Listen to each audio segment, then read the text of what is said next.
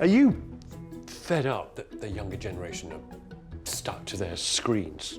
That your children, you know, are not engaging with making and doing the kind of the basic life skills that are required to, you know, improve the quality of their existence and help them become resilient human beings, eh? Goodness me, it was not the same with our generation. Oh, bollocks. What's that? Here you go, Dad. I made you a cake. Oh, you made that? Yeah. Thank you. I mean, it's incredible. I don't know what to say.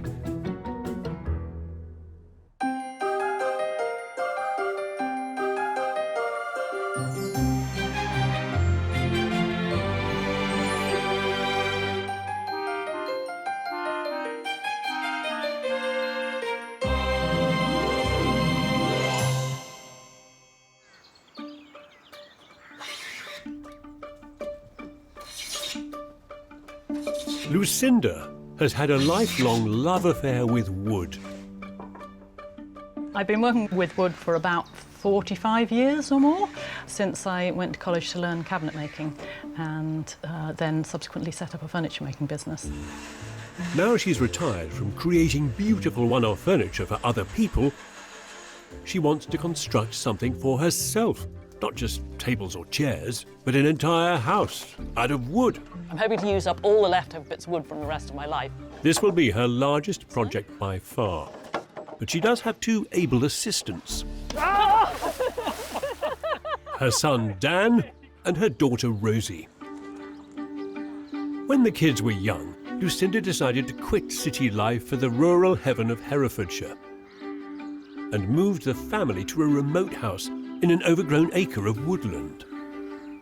So when you're a child, it is quite exciting to have a garden that's just completely wild. We were making fairly elaborate tree houses. One of the ways in which I brought them up was when they wanted things to start by saying, well, can you make it? So this seems to be a kind of culmination of, well, if you want a house, then could we make it? Having raised children with plenty of tools but no Wi-Fi or mobile signal, Lucinda now has two capable adult helpers.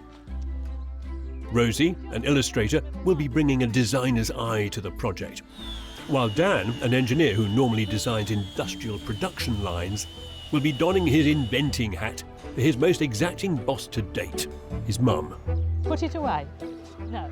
So I think Mum's going to be a tough client to work for. I think her expectations of quality of finish really are above and beyond. Years after departing the nest, the ambition is for the family to come back together to build a low-impact eco-house just above the old family home in the very woodland that they grew up in. I'm just thrilled to bits that they've come home to help. It makes the whole thing a completely different project and far more fun. Despite the family DNA of designing and making, none of them has ever built a house from scratch. And the success of this endeavour is going to need family harmony. The two of them used to fight all the time when they were little, and they seem to be getting on quite well these days, so maybe I will destroy that. It may be a disaster.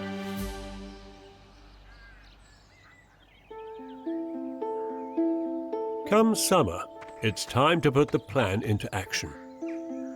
What a delightful little woodland world.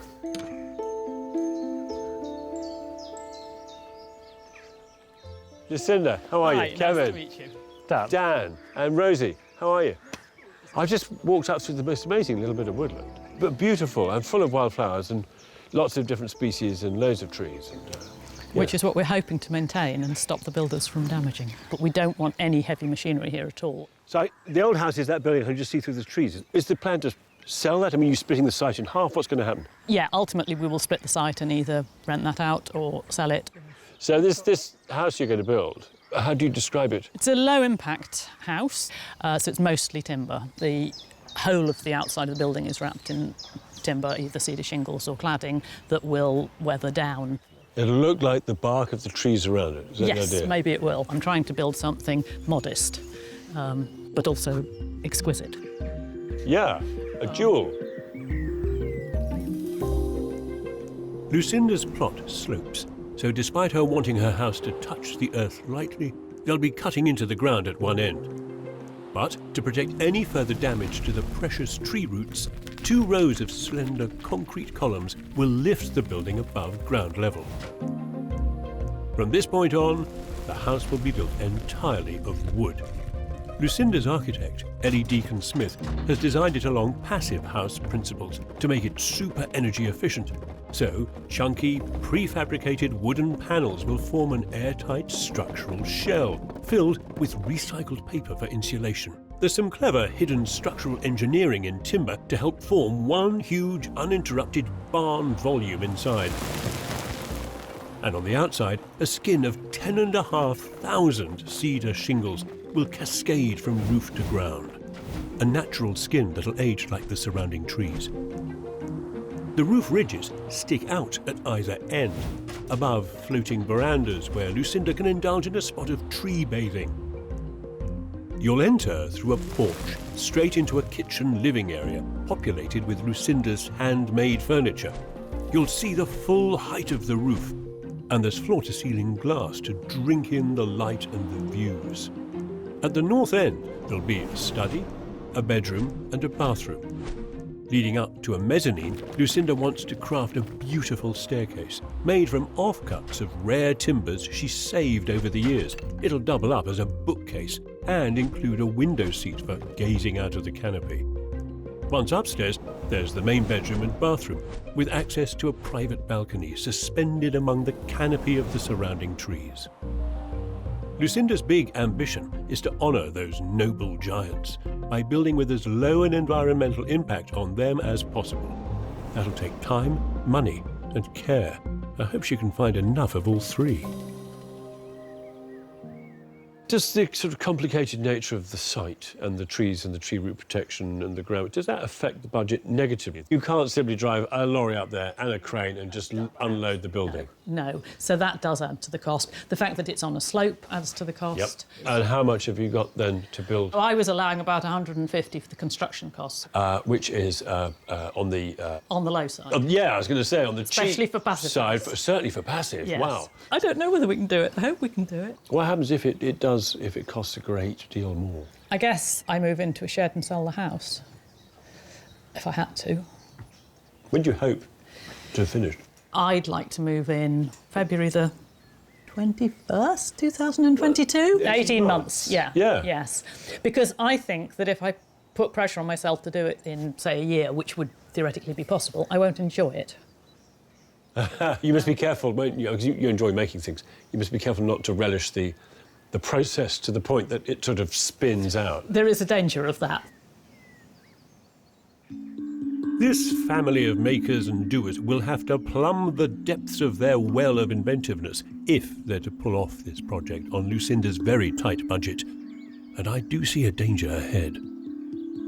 So as a designer and maker and craftsperson in wood, the difficulty here is, of course, is that the thing she's looking forward to is building it, is the process, it's the excitement of being in the moment of construction, as opposed to actually living in it, which suggests to me that there is a possibility that the house may never get completely finished. Initially, progress on the project is frustrated by COVID lockdown delays, so the family keeps busy laying a tree root-friendly wood chip path up to the site. I think I need more of a job. I'm not being fully employed here. But come August, they decide to get on and lay the foundations. But not in any way I've ever encountered before. The house will be held above ground by 10 concrete columns that reach down to the bedrock. And despite having no experience, they've decided to pour the concrete themselves to save money. Some precision engineering going on here. Dan's idea is to make the columns octagonal, so they can mass-produce moulds themselves from lengths of plywood in Lucinda's workshop. It's a former for the concrete, a container to pour the concrete into, and then when you put them together like this and bring them in, they are sort of self-locking into the shape, as long as the angle's spot on. And to hold all that concrete in place, plastic cable ties. Really? If there's something wrong with our invention, I don't know. We'll know quite fast. What will we do? I don't see why it wouldn't work. Well, they'll soon find out when the concrete arrives, tomorrow.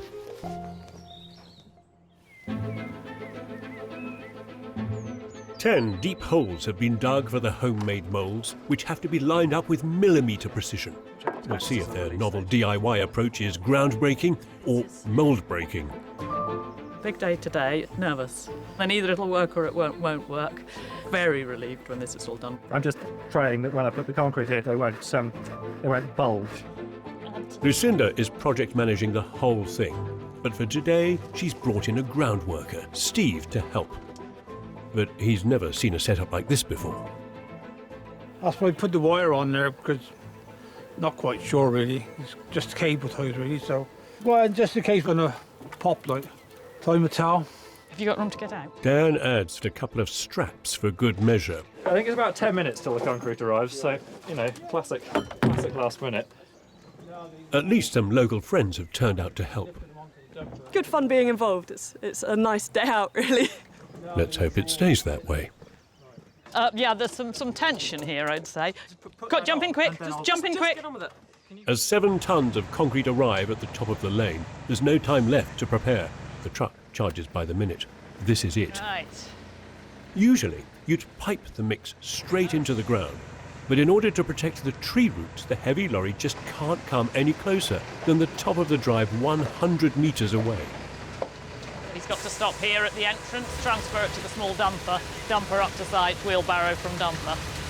So that's not helping. They only have 2 hours to unload all the concrete before it sets hard. They make a start on the shorter columns at the bottom of the slope. Really slippery underfoot, folks. Further forward. That's it. Yeah, this one's dribbling a bit. This one's not happy. Before long, the weight of the concrete is stretching their homecraft moulds to the limit. Dan decides to lash the leaking columns with more straps and some screws for good measure. It's pouring with rain, the formers are bulging, the lorry of concrete is waiting. Folks, we need to get the man needs to get away. We've got to get on with getting this into here. Can you get that one on? Right, we're going to this one next. But just as they're filling the last couple of columns, Oh shit! No, down this side, it's all coming out. Turn the poker off, Dave. I'll get It's going. The whole thing's going. Yes, but darling, it might all explode while you're down there. Bulging! It's going! Got it. Don't touch the pillars. Dan is deep in a hole with a column of wet concrete that's set to burst. The screws have popped out. You got a lorry strap or something we could borrow? Again. Under there. Yeah, it should be. It's working! Finally, it seems to be holding. I am so wet and muddy and miserable. I'm a bit sad that the method for holding the columns together didn't work quite as well as I was hoping.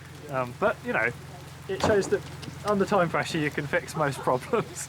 After 2 hours in the cold mud, the bedraggled working party can finally warm up. Well, I feel completely responsible for that disaster.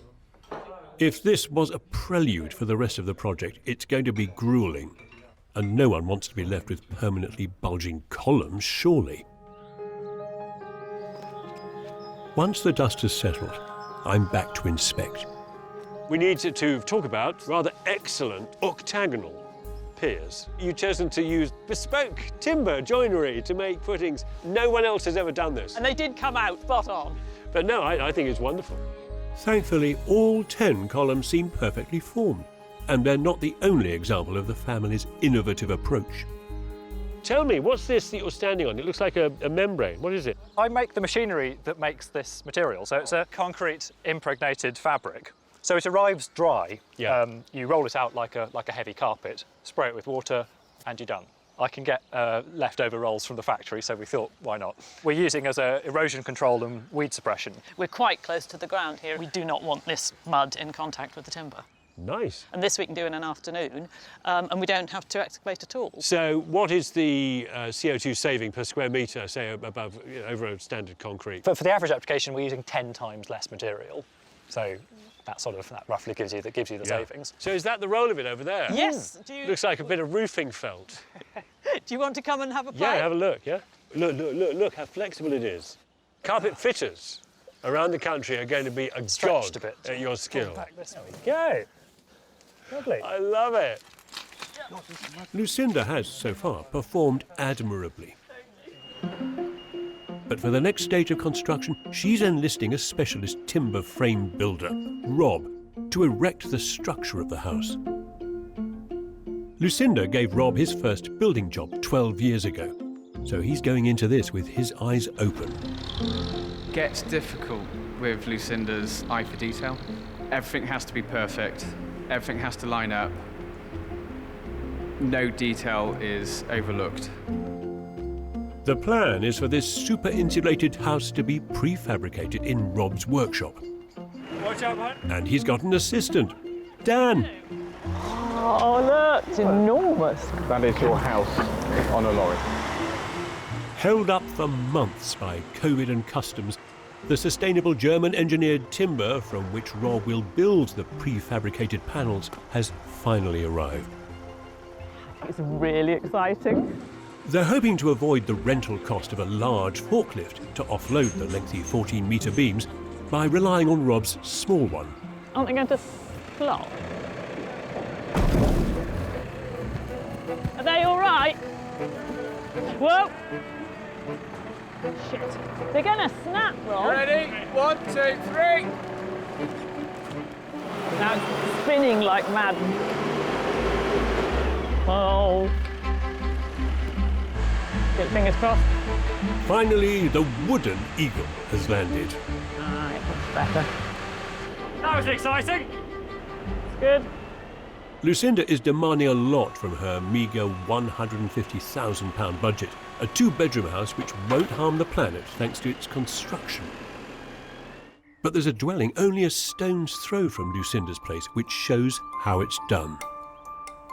So normally, in my line of work, an inspirational building is one that's high-end. It is lavish, expensive. But the one I'm about to visit, just around this corner, built by the architect Jure Mikurczyk for himself, it embodies the opposite, a philosophy of modesty, of the principle of just enough and no more. Old Holloway is a house built almost entirely from natural materials and was a project guided by simplicity and economy and the desire to make as small an impact on the earth as possible.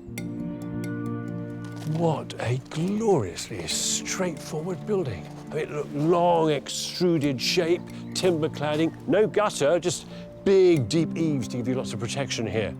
And it was built for £150,000, 3 bedrooms. And it's so well insulated it costs almost nothing to heat. Inside this structure, constructed from chunky, straw-filled prefabricated panels, there's no sense of compromise. The vaulted roof welcomingly embraces the entire cooking and living area, and the sustainable use of timber extends into almost every detail.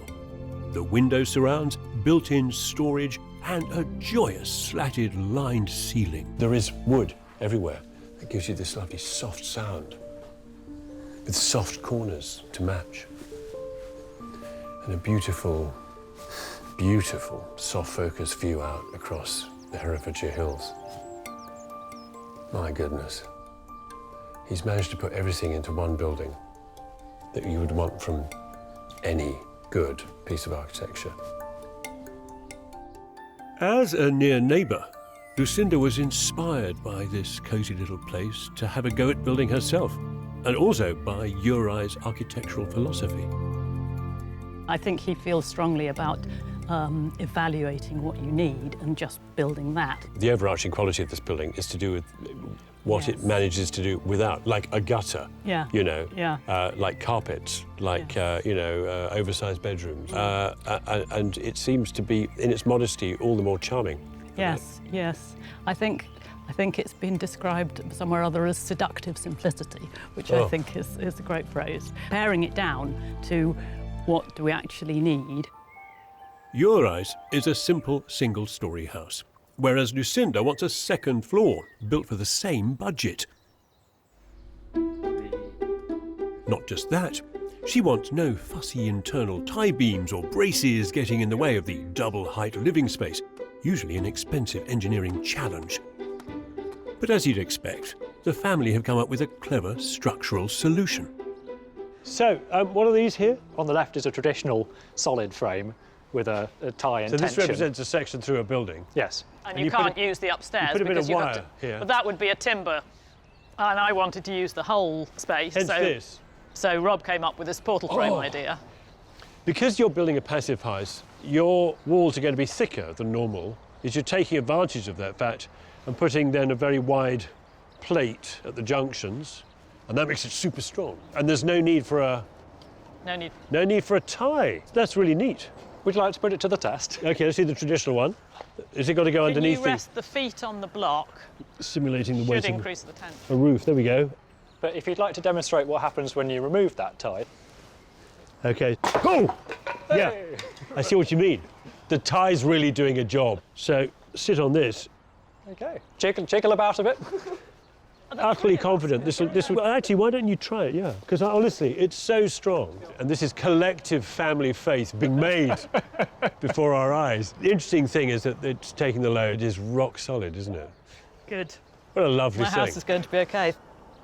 It's a solution only a timber lover of decades standing would want to come up with. What's the height of that, do you reckon? I suppose it's... Yes. Early on in Lucinda's career, making high-end furniture from exotic wood, she became concerned about the deforestation the timber she depended on was causing. So I guess I thought I'd get on a plane and go and have a look. So my first trip was up the Amazon to explore forestry in Brazil. Through the 80s and 90s, trips to other places like Papua New Guinea followed. And with others, Lucinda set up the first projects that promoted responsibly sourced timber. I suppose I'd call myself an environmentalist, but with reservations. We felt it was all very idealistic, I think, a bunch of hippies, but it led to the FSC, the Forest Stewardship Council, which is the accreditation of sustainable forestry projects and wood sourcing. Having created that legacy, it's no surprise the length Lucinda is going to protect her own little patch of trees. Come the summer... Sugar. What's that doing there? A lorry arrives with a very special delivery from Rob's workshop. Today is a very big day because the walls of the house are coming. They make it down the main drive without a hitch. That's the soft corner. John, you're a bit tight on that side. But there is still the final slope to negotiate. Out of bounds to lorries to protect the tree roots. They're going to bring the lorry to the end of the gravel, unload everything, and then get a Land Rover and trailer and try and get the Land Rover up there. Time to see if the wood chip track is up to the task.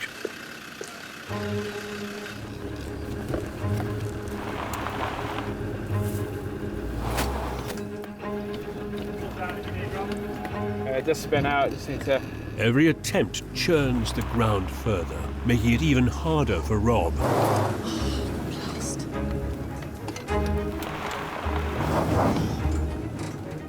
It's very soft. It's fine when you get to about here. It's just that stretch there. Rob goes for one final run-up.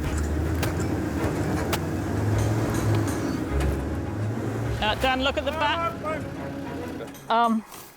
No. If Rob can't make the final ascent, I'm not sure how they're going to build this thing. In trying to protect the tree roots around Lucinda's woodland site, Rob's been struggling to deliver the heavy pre-made sections of her house along the muddy track. Come on, girl. Up a hill. Undaunted, OK. Gonna hit here a bit more speed, isn't it? Rob lightens the load, faces forwards, and goes hell for leather. Finally, success. Well, that was smooth. Forwards, at speed, better. He may have made it up the hill, but Rob's travails are only just beginning. He now has to erect the entire two-storey house without a crane. Right, push. But as always with this build, ingenuity comes to the rescue. It's been strong. It's like the flag raising. Seeking inspiration from the notebook of Leonardo da Vinci and Amish barn raisings, Rob's going to try a method of winching the panels upright from ground level. This is completely untested. We never had enough time and space, really, to do it. Sorry, Lucinda. If they can't raise the panels by this ground-secured winch, there is no backup that doesn't involve a crane. Try and be smooth, Dan, like a sailor. You're so rough. It's like, Gently. back, it needs to be on the front. Who needs a crane? Oh, catch. Ah, see, my design was perfect. Your design was absolutely perfect. It's really amazing because it's so quick. Over the next few days, Rob and his men do Leonardo da Vinci proud, as the entire frame is raised magnificently from the ground by human power alone. And before long, Lucinda is able to get her first glimpse of the vistas she'll be enjoying from her new home. Gosh.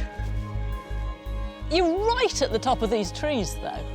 It's brilliant. You know, it's existed in my imagination for so long, it's hard to believe that it's actually here. A month later, the whole structure is up. Hello, team. Hello. Look at this. Yeah. It's splendid. Thank you very much. Church-like, Thank or a you very barn. much. It's perfect. In terms of timing, programme, We've always had quite a fluid programme, I would say. I can't say it's hardened up much. I'd say we're about a year behind. Yeah. You know, lots of people building a house for the purpose of living in it. I think Mum's building a house for the purpose of building a house, which means having enough time. Yeah, actually, having a really fun time. The process. and living in it's, you know, a bit of a byproduct. Yeah. One big annoying drag on this project has been the major access challenges that come with a muddy path up a slope. And there's still all the glazing, the cladding and the interiors to come up. But Dan has put his inventor's hat on again. It seems he might have devised an ingenious solution to get things back on track. You've made this from what? Batteries? Just a motorbike batteries, electric motors. It is just a prototype. Does it work? Do you want to go? Is this the throttle? Yes, it has got quite a... What's this? Brake. That's helpful to know. Okay. Do I need to wear any safety equipment? Oh, yes, well... Oh, yes. Excellent. Brunellian.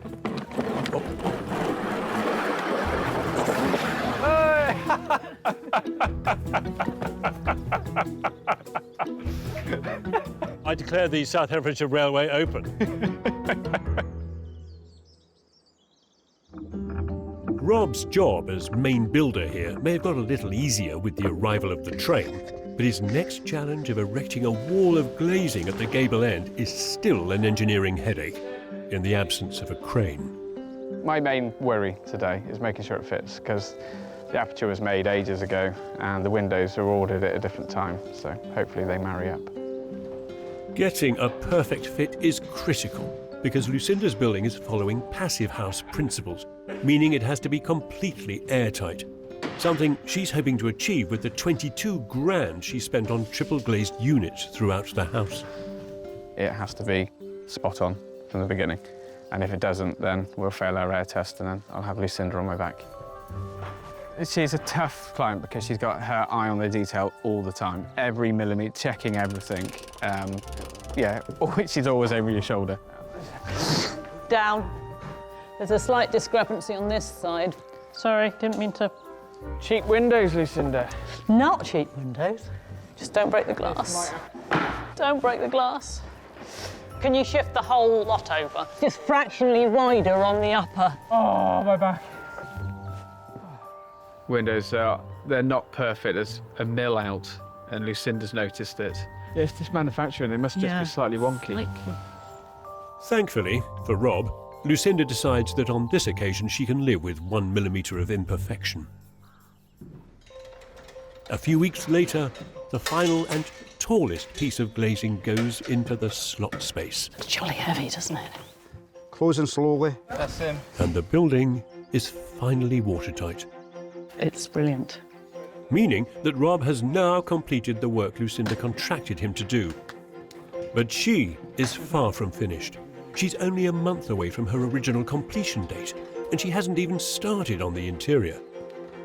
She's now also overshot her original £150,000 budget. You know, in terms of the finishing of the job, it could well be me doing it because that would save a lot on labour. Furthermore, Lucinda's free workforce is becoming restless. Rosie's going to be moving into a flat in Oxford in about a couple of months or two's time, and we're restoring some furniture and things for her to take. So my kind of freelance career is sort of starting to take off. And to complete the exodus, Dan is also departing for a new job. Obviously, they've done a lot. I'm kind of used to having them as extra labour, and they're going to be gone. I think there might be quite a lot of evening phone calls saying, could you maybe just for a few days pop back just for a little bit? With no money in the bank to pay for replacement workers, it's going to be up to Lucinda alone to shoulder the rest of this project.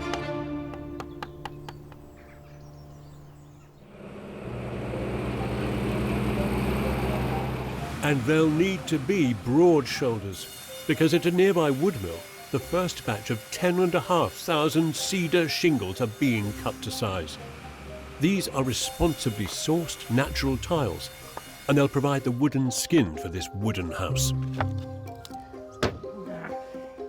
Once they're delivered to site, Lucinda begins the long, lonely task of nailing them to the house, one shingle at a time. It's a slow old business, and there are days where that does get you down. And because it's so slow, employing anybody else to do it is really, really expensive. It's something I can do, so it's an area where I can save money to do this, even if it takes a long time. What else am I going to be doing with my winter? The massive rise in the cost of timber means that Lucinda is now digging into the last of her savings. I used to think I'd have a pension, now I won't. I'll be eating baked beans in the finest house in the country. The scaffolding's not in the right place. Ah! Damn. Attempting to shingle a house of this size solo is a crazy undertaking. Lucinda is already months beyond the day she originally planned to move in.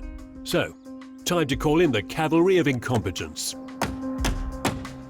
I've really spiked myself on my first stainless steel nail. Yeah, they're quite sharp, aren't they? Very sharp. How is the budget? The budget is not perfect, but it's much more the timescale that I'm concerned about. Yeah. My timescale has slipped by, you know, a year or two, I'd say. It's quite significant, isn't it? Yes, but if I put a saying I've got to be in by a certain date, that then makes the whole thing extremely stressful and becomes very difficult to enjoy what you're doing. Yeah. Are you at all daunted by this? In the middle of the night, I am. Yes. Good answer. So I don't really know what to say about that, except good luck. You have to admire Lucinda's resilience and energy, but I do not envy her the task that she set herself.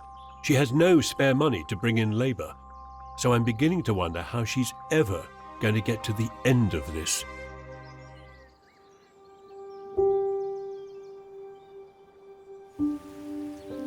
As summer turns to autumn, it's time for me to return to this bucolic corner of Herefordshire. The dew is on the ground, and the leaves are just turning. So it's a perfect day to visit Lucinda in her woodland home. I first made this journey 3 years ago, when Lucinda was just getting started on her wooden eco-home. She thought, of course, it would take 18 months, but come on, we all knew. She's a cabinet maker, she's a furniture maker. It was always going to be a very finessed building. So the question is, does it merit that amount of time spent on it? Is it beautiful? Lucinda was an early campaigner for sustainable forestry, so of course she had to make sure her own house didn't trash the woodland site it occupied. Well, this is as far as I drive, because beyond here it's just a pedestrian footpath. Lucinda does not want to look at cars out of her window. It's on foot from here, but boy, this is an arrival worthy of the effort. Good grief. That is so beautiful. I mean, it's so precise and beautifully crafted. I mean, look at it. Like a piece of furniture scaled up in the middle of the forest. You just don't expect to find it. It is exquisitely done. And it even appears to float at this end. It's defying gravity as well as defying expectation. It's too good. It's too beautiful. The black stained cladding enclosed within the angled ends contrasts crisply with that diligently placed skin of 10,500 shingles, each one fixed by Lucinda. This is a remarkable wooden ark, in a woody dialogue with the trees around it.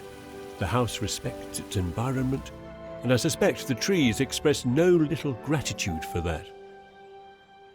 Lucinda, how are Kevin, you? how lovely to see you. and you, and congratulations. Thank you so What a much. thing. What a beautiful crafted object. It's so precise. It's what you wanted, isn't it? It is. Yeah, it is what you wanted. Yeah, I bet. It is what I imagined it would be. Couldn't be more precise. Well, it did take a ridiculously long time. I know. mean, it just Forever. forever. Yeah. Tell me, are you sick of shingles?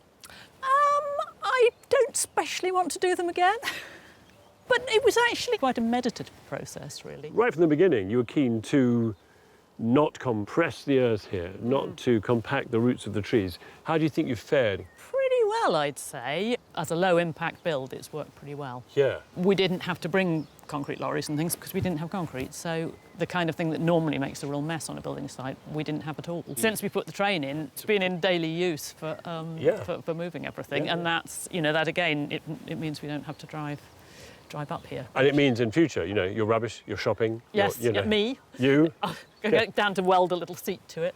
Yeah, you should. In my old age. Yeah. It's admirable that Lucinda appreciates the urgent need to avoid using unnecessary planet-wounding concrete and steel. And that desire to avoid waste finds another expression. This is splendid, Lucinda. In the beautifully built veranda at the end of the house. The boards here, what are they? They are the boards we were using for the scaffolding. So that's an exact scaffold bay. This is a scaffold board? I thought we'll get them so that they can be... You might as well get a scaffold board you're going to then use. Yes, yeah. exactly. Oh, very good. Meantime, there's the oak who's very close. Yes, I like it. Well, who doesn't? Various members of the family and builders have suggested it's really in the way, and if I just made this whole veranda a bit shorter or just got rid of the tree, life would have been easier. Surely the philosophy of the building is to try and kind of cohabit. Yeah, exactly. Up above, the roof reaches out to offer a wooden canopy, protective from the elements. Underneath it, there's more evidence of Lucinda's forensic attention to detail.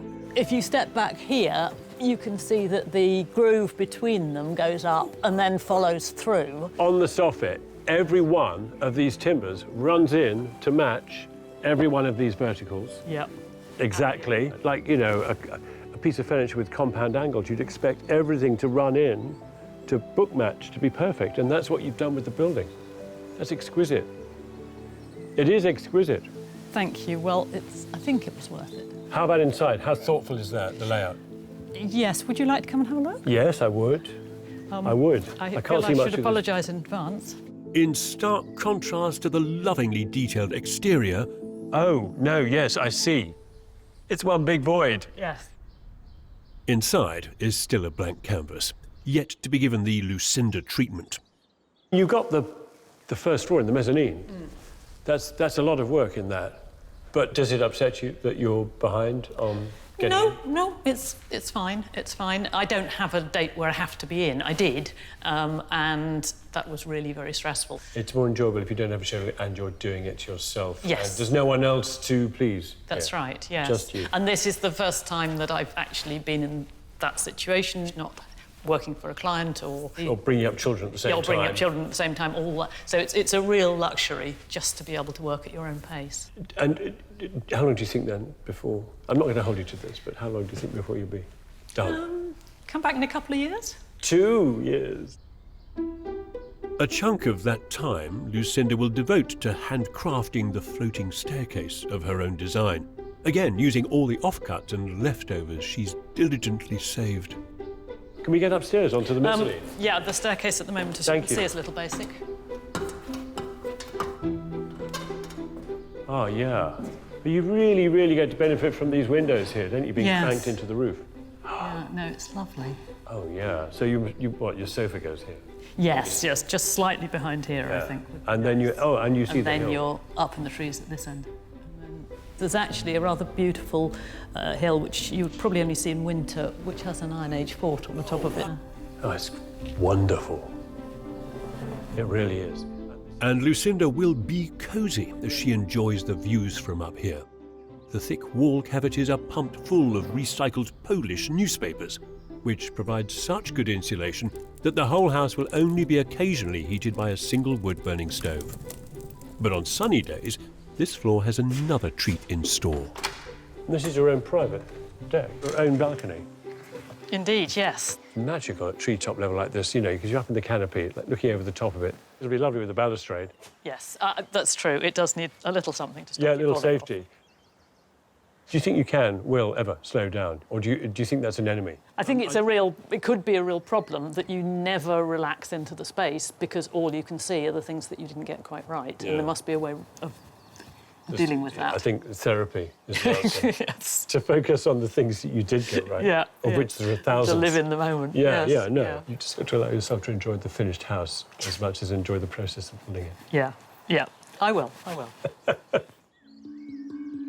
Lucinda is a supreme exponent of her craft. But her other great skill that emerged on this project has been the marshalling of a talented team of helpers, especially her own family.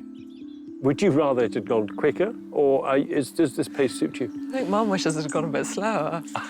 He's always worked with incredibly valuable woods, and therefore something like a building comes along where you get a cheap sheet of OSB. She will measure it as if it's a beautiful piece of mahogany. From the very beginning, she always wanted to really enjoy it, and I think Yeah. she's never enjoyed being rushed on projects. Do you think that a building is an appropriate place for that approach?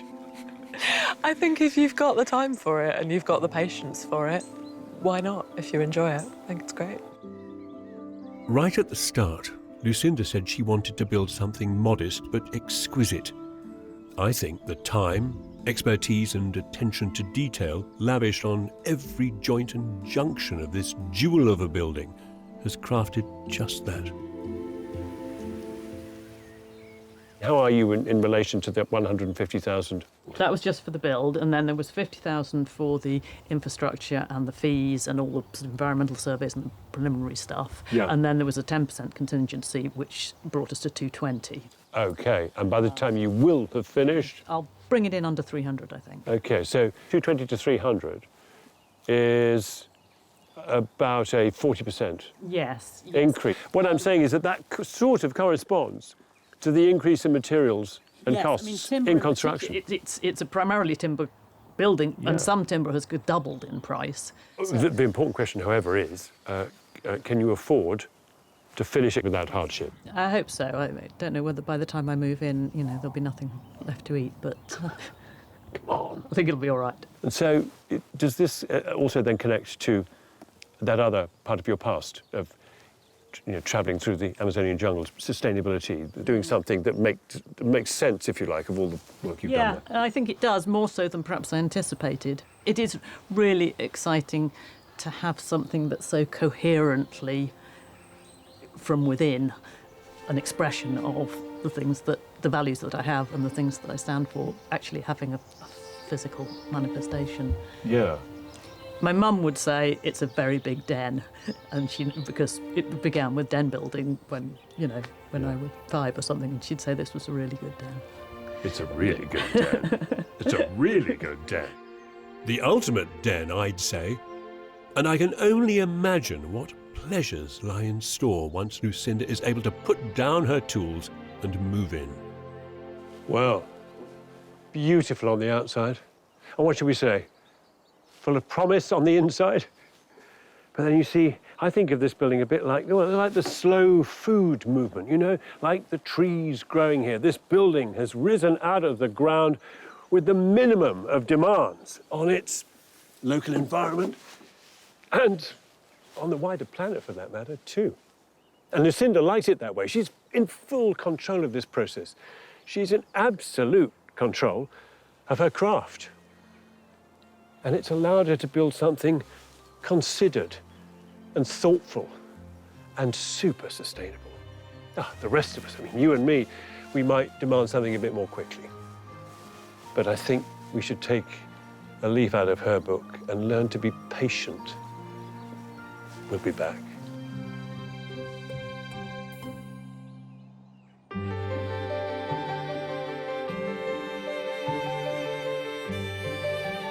What we're trying to build is the UK's first passive house premium. So it's like a miniature power station. How do you know it's going to work? We don't.